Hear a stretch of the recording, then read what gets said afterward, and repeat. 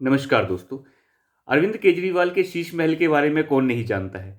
अरविंद केजरीवाल ने कुछ ही दिन पहले अपना मकान जो है पूरा रेडी कर लिया है। सरकारी आवास है उनका, जिसका एरिया भी उन्होंने बढ़ा लिया है, स्विमिंग पूल सब कुछ अंदर बना लिया है और लगभग 50-55 करोड़ रुपए इसके ऊपर खर्च किए हैं उन्होंने, जिसमें बाहर से मंगाकर वियतनाम से मार्बल लगाया गया है, 8-8 लाख रुपए का पर्दा लगाया गया है।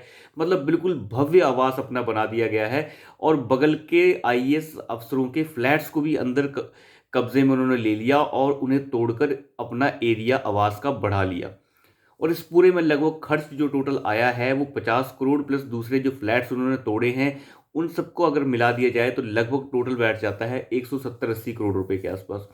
तो इतना बड़ा घोटाला जो है अरविंद केजरीवाल ने कर डाला है और इस पूरे के मकान बनाने के चक्कर में अरविंद केजरीवाल ने कोई परमिशन भी नहीं ली, ना तो किसी तरीके से कोई सर्वे कराया कि वो पुराना मकान खराब हो गया था।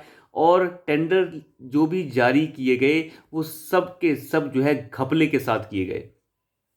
अब इन सारे मामलों की जांच की आदेश जो है वो अरविंद केजरीवाल के खिलाफ लेफ्टिनेंट गवर्नर ने पहले ही दे दिए थे। मुख्य सचिव को यह तलब किया गया था कि आप जांच करके बताइए कि हो क्या रहा है, क्या इस मामले में कोई अनियमितताएं बरती गई हैं या नहीं बरती गई हैं। तो मुख्य सचिव की तरफ से जो रिपोर्ट है वो अब सौंप दी गई है और मुख्य सचिव की रिपोर्ट देखने के बाद ही लेफ्टिनेंट गवर्नर ने ये आग्रह किया था गृह मंत्रालय से कि इसकी जांच कैग से करवाई जाए, यानी कॉम्प्ट्रोनल ऑडिटर जनरल से इसकी जांच करवाई जाए।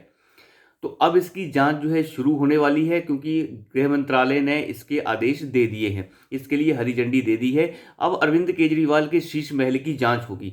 मैं आपको बताऊं, अरविंद केजरीवाल इतना चालाक आदमी है, इस आदमी ने ऐसे तरीके से इस मकान को बनवाया है कि आप अंदाजा भी नहीं लगा सकते। दिल्ली में किसी भी तरीके का कोई टेंडर जिसकी वैल्यू 10 करोड़ रुपए से ज़्यादा की रहती है, उस टेंडर को एलजी से साइन होने के बाद ही गुजरना पड़ता है। लेकिन अरविंद केजरीवाल और उसके पीडब्ल्यूडी डिपार्टमेंट ने ऐसा खेल खेला है कि उसने ना तो पुराने मकान को तोड़ने से पहले कोई सर्वे रिपोर्ट बनवाई, बगल में खड़े हुए दर्जनों पेड़ों को काटने के लिए ना तो किसी तरीके का कोई सर्टिफिकेट लिया गया, ना तो क्लियरेंस ली गई और ना नया मकान बनाने की कोई क्लियरेंस ली गई। कुछ भी नहीं लिया गया पीडब्ल्यूडी डिपार्टमेंट की तरफ से। और दूसरी बात, इस मकान को बनाने के लिए जितने भी टेंडर जारी किए गए उन सब की वैल्यू को 10 करोड़ रुपए से नीचे रखा गया। अगर पर्दे का टेंडर है तो 9 करोड़ रुपए, मार्बल का वियतनाम से टेंडर है वो है 9 करोड़ रुपए, मॉड्यूलर किचन जिसकी वैल्यू जो है 4-5 करोड़ रुपए है वो 10 करोड़, हर चीज को 10 करोड़ से नीचे रखा गया है। इंटीरियर डिजाइनिंग के ऊपर 1 करोड़ रुपए खर्च किया गया है।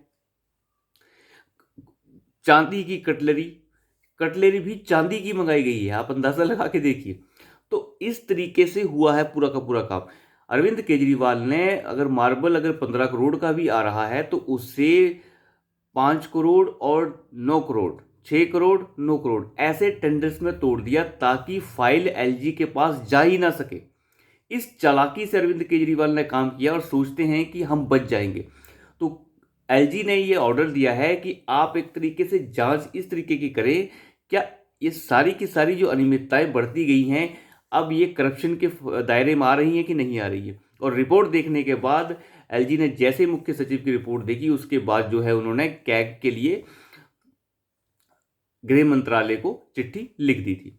अब गृह मंत्रालय ने भी हरी झंडी दे दी है। यही दिक्कत है कि अरविंद केजरीवाल ने ऐसे तरीके से खेल खेला है कि पूरे के पूरे मकान को बनाने में जितनी भी अनियमितताएं बढ़ती जा सकती हैं वो सब बढ़ती हैं।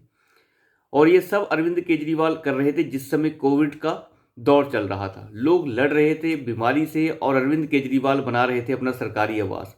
दूसरी सबसे बड़ी दिक्कत जो अरविंद केजरीवाल को होने वाली है वो ये कि जितने भी पैसे सैंक्शन करवाए गए हैं, चाहे वो बात दिल्ली की विधानसभा में रखी गई हो, वो सब बातों पे लिखा गया है कि हम पैसा ले रहे हैं for the renovation of old house.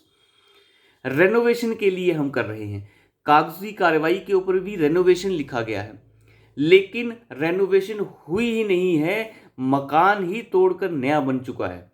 तो कुल मिलाकर अरविंद केजरीवाल जो हैं इस मामले में बहुत बुरी तरह फंस सकते हैं। एक तो घोटाला हुआ है, आपने टेंडर्स को छोटा छोटा जानबूझ के एक ही टेंडर को 2 बार डाला गया आधा आधा करके ताकि एलजी से परमिशन ना लेनी पड़े। दूसरी चीज आपने ये की है कि आप पेपर्स पे रेनोवेशन लिख रहे हैं, लेकिन आप उसे हकीकत में तोड़ रहे हैं, जिसकी सर्वे रिपोर्ट भी मेंशन नहीं कर रखी है आपने कि वो पहले का मकान खराब था या नहीं था। ना तो नए मकान को बनाने के लिए आपने किसी ग्रीन ट्रिब्यूनल से परमिशन ले रखी है। आप किस तरीके से जो है पेड़ों को भी वहाँ काटते चले गए। आपने नए फ्लैट्स जो बन रखे थे वहाँ पे उन्हें भी तोड़ डाला, और तोड़ के जो वहाँ पे आईएएस रह रहे थे उन्हें दूसरी जगह शिफ्ट करवा दिया कॉमनवेल्थ के फ्लैट्स में। तो अब आप अंदाज़ा लगाइए, अरविंद केजरीवाल ने लगभग 130-40 करोड़ रुपए से ज़्यादा जो है इस पूरे के पूरे जो बंगले के आसपास जो फ्लैट्स थे उन लोगों को शिफ्ट कराने में ही खर्च कर दिए। तो टोटल कुल मिला के 180 करोड़ के आसपास का जो है पूरा का पूरा खर्चा है, ये अरविंद केजरीवाल ने कर दिया है अपने सीएम आवास के लिए। और ये मामला किसी कोई भारतीय जनता पार्टी ने तो उठाया नहीं है। भारतीय जनता पार्टी की दिल्ली की इकाई तो बिल्कुल नालायक है, वो किसी काम की नहीं।